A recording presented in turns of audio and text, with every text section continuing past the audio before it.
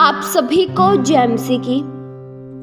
आज का मनन का विषय है कलीसिया की मंजिल। मेरे प्रियो, कलीसिया के लिए परमेश्वर के पास एक अद्भुत भविष्य है।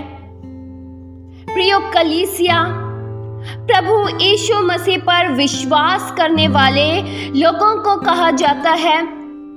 जो लोग प्रभु यीशु मसीह पर विश्वास करके उद्धार पा जाते हैं और प्रभु यीशु मसीह की सहभागिता का हिस्सा बन जाते हैं, कलीसिया उन्हें ही कहा जाता है। आप और मैं प्रियो कलीसिया हैं, प्रभु यीशु मसीह के चुने हुए लोगों का एक समूह है। विश्वासी लोगों के एक समूह को कलीसिया कहा जाता है। प्रभु यीशु मसीह ने कलीसिया को सब वस्तुओं पर शिरोमणि ठहराया है और सब कुछ उसके पांव तले कर दिया और उसे सब वस्तुओं पर शिरोमणि ठहराकर कलीसिया को दे दिया। प्रियो, प्रभु यीशु मसीह ने अपनी कलीसिया को यानी अपने प्रिय लोगों को बहुत से अधिकार दिए हैं, सब बातों में शिरोमणि ठहराया है। कलीसिया प्रभु यीशु मसीह की देह है, जिसका सिर प्रभु यीशु मसीह है। कलीसिया की उत्पत्ति प्रभु यीशु मसीह के बलिदान के द्वारा हुई है। कलीसिया परमेश्वर के लिए सबसे प्रिय वस्तु है।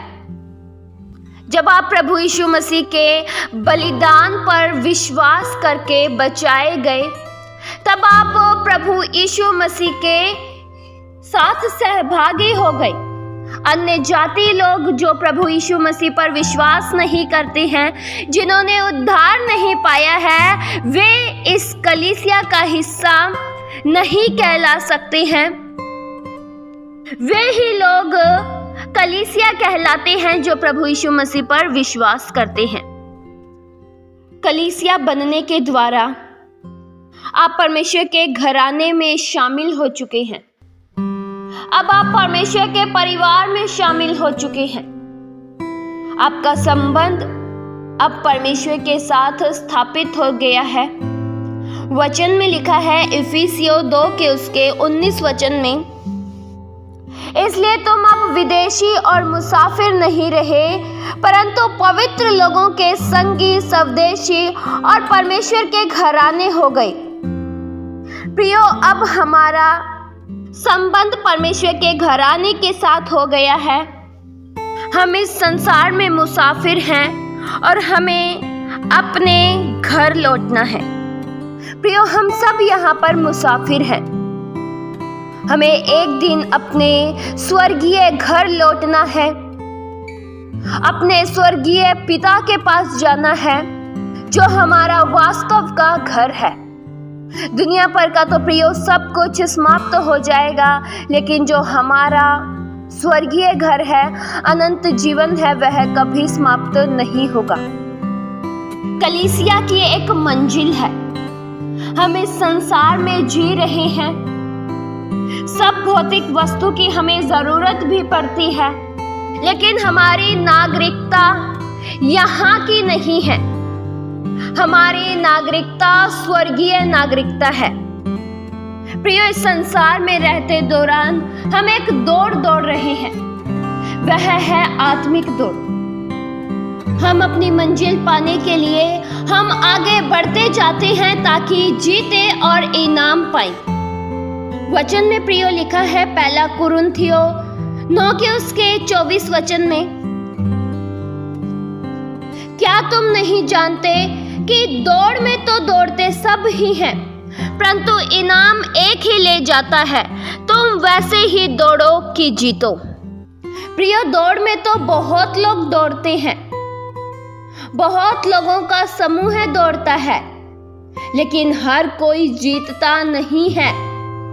इनाम को एक ही लेकर जाता है, लेकिन हमारा लक्ष्य क्या होना चाहिए कि हम दौड़ें और दौड़ते चले जाएं और इनाम को पाएं।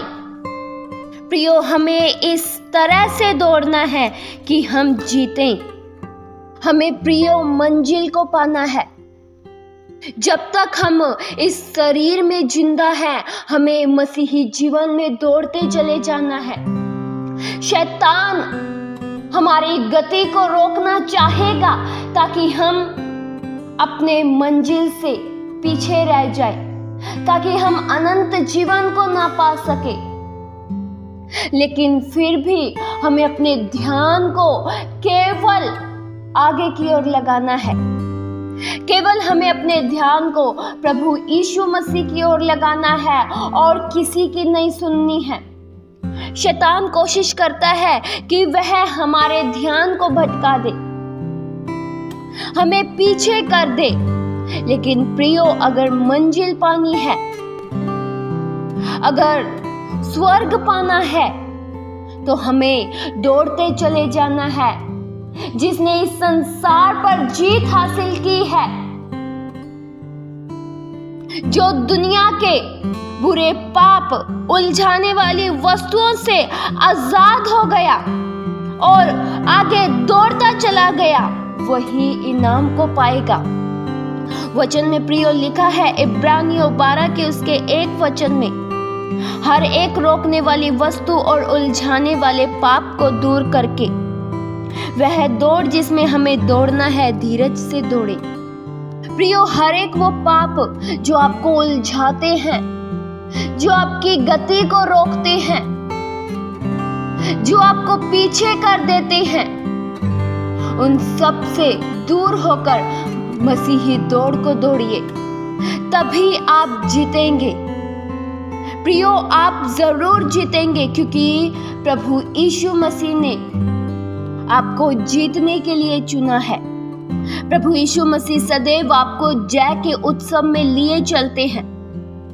शैतान को परमेश्वर ने हरा दिया है और उसकी सारी शक्ति कलीसिया को दे दी है। अब कलीसिया सारे अधिकार को लिए हुए है। कलीसिया के पास सारी प्रधानता है, सारे अधिकार हैं और इस अधिकार के द्वारा कलीसिया आगे बढ़ती जाएगी। कलीसिया को कोई भी नहीं रोक सकता है। कलीसिया अपनी मंजिल तक जरूर पहुंचेगी।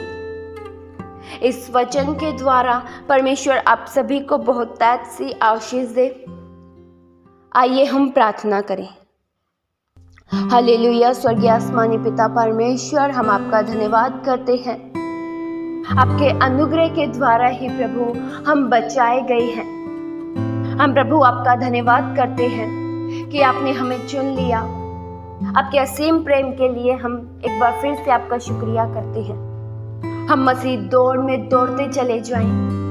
प्रभु, हमारे जीवन में सहायता कीजिए कि कोई भी उलझाने वाले पाप, रोकने वाली वस्तु हमें रोक ना सके, पर हम धीरज के साथ दौड़ते चले जाएं। हम में से हर एक जन दौड़ता चला जाए।